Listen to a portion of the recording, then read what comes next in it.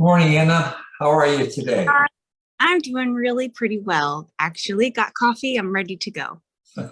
So tell me about where you are and what is your mission development?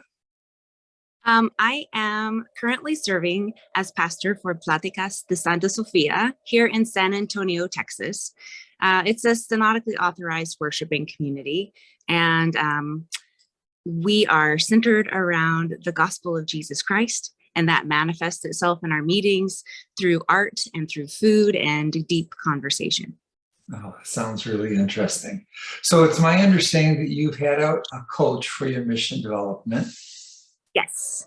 And so tell me about the impact of that coaching on you, first of all. My coach showed up at a time where I really needed more guidance than I was able to receive, just because of the nature of what was happening. My predecessor, Pastor Nadina Vasquez, was dying, and so I began accompanying this SOC as part of my synod's vitality team. And so I accompanied both the congregation and Nadina as she was dying. So being able to have access to a coach, Mhm. instead of just my synod staff, who are phenomenal, meant that I had a lot more support for a situation that I don't know anyone else who's actually ever been in. It made me feel more confident and definitely not alone. And I don't know, I've been reflecting on this since you asked me to do this interview, and I honestly do not know how I would have managed that time period without my coach. Hmm. Oh, it sounds like it was a pretty big impact. What words would you use to describe the impact? Um, Accompaniment, and that's the big one. But also, he helped me figure out the answers to questions that were already inside me, just kind of like dragged them out. And that's very empowering too, to Uh-huh. know Uh-huh. God has given me the strengths that I need to do this work. And sometimes all you need is someone to walk with you. Hmm. So it sounds like the coach drew things out of you rather than poured things into you. Yes, sometimes dragged, dragged, Okay. but yeah, I think that's the key difference in coaching, right? Is like it's not someone telling me how to do my job; it's someone helping me figure out what's best in my context. Wow. Because else can possibly know what it's like to be pastor of a congregation, except perhaps my ministry partner. Um, she's got a good idea, but there's really no one else who understands what it's like to mission to pastor this kind of congregation in this setting in this time. So to be able to figure that stuff out and to have someone who can say, you can do this, let's just think about a different way, it was invaluable.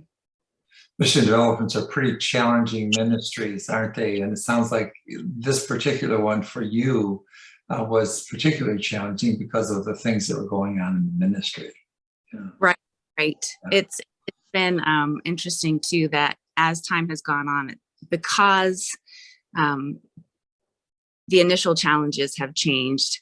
Um, Now figuring out what the current challenges are, and Mhm. those, it's kind of like it's not rote ever, which is a joy Right. and a challenge. Yeah. So again, this is where coaching becomes so valuable. Every week there's something new to think about, Mhm. and time we gather, I feel empowered to do the work God's called me to do. I wonder if you can describe the impact of the coaching on the community, your ministry in the community. I think that they recognize that the coaching brings a different kind of dynamic, and I mean that in both an energy sense, but also in a thinking about things kind of way. We have some challenges as our community has changed a lot following the death of Anadina, and so trying to figure out who we're being called to tend to and where we're Mhm. being called um, to find the people that God would have us gather. Um, Coming back up with different kinds of ideas or different approaches. That's been definitely something that coaching has helped to happen.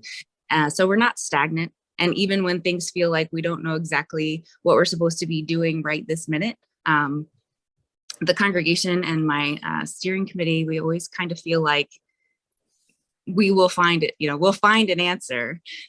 We just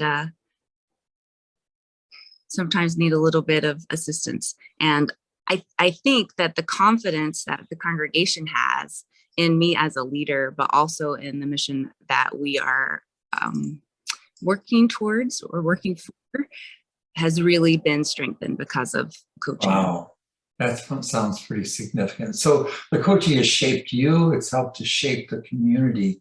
I'm wondering what word of encouragement might you offer to a mission developer who's considering whether or not to have a coach? Oh my gosh, stop considering and just do it. It really has been such a valuable thing. I have a mission developer that I'm coaching as well as a level 2 coach. And just again, to know that you're not alone and to know that some see that spark of wisdom and joy and that spark of the divine that we carry in each of us, right? To know that someone sees that and can help draw it out into the light or kind of help you walk away with a new idea or this feeling of, I can do it. It's huge. Wow. Yeah.